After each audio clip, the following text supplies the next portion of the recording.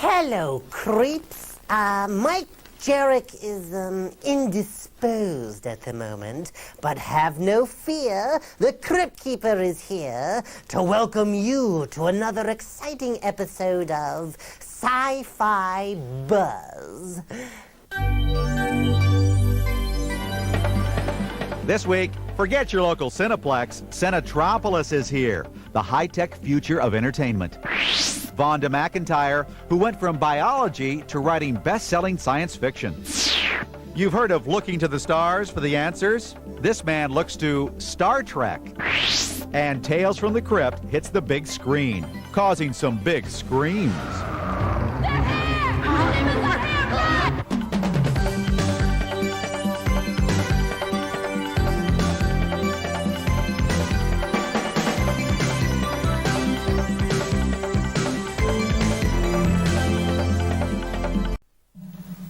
So, Dave, what do you think? Think Fango's gone soft on us here? Yeah, definitely a lot less exploding heads and blood, Mike. Yeah. Dave and I think that Fangoria magazine, after 16 years, is kind of toning it down just a little bit, maybe in response to current-day horror films like Interview with the Vampire and Frankenstein. Oh, excuse me, they're calling them period pieces, not horror films like us purists like to call them.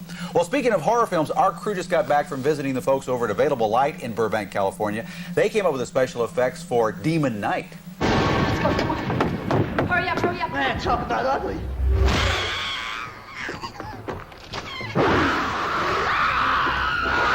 Making a frightening contribution to Demon Knight is the special effects house Available Light. Run by John Van Fleet, Available Light has played an important part in such special effects-laden films as Ghostbusters, Who Framed Roger Rabbit, and more recently, Stargate. For Demon Knight, John and his staff had their hands full with several, shall we say, eye-popping effects. For John, the process begins with a look at the film's storyboards. In this particular case, we're going to be focusing on this one shot where this demon gets blasted back across the room, and we're going to be going and animating in the soul juice that flies out when it's destroyed. All right, what we have over here is that same scene. And January is animating the what is going to be the eye surges as the souls are released from the body. This is the old system of basically drawing everything one single frame at a time. And this has been the same process we've been, people have been doing for 50, 60 years. And what we're going to be doing is taking this and hybriding this together with the digital stuff, because this is the best way to get the look out of this, is with this particular method. At the same time the eyes are being animated, another employee is busily at work on the same shot. He digitally removes cable wires that were used to hold the demon up.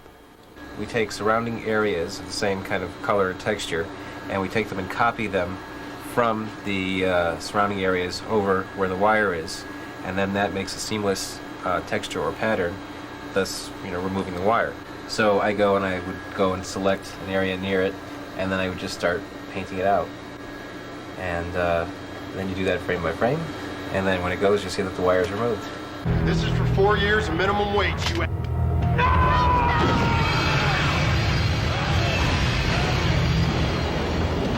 Another of the many highlights of Demon Knight is the usually cable-bound Crypt Keeper actually walking.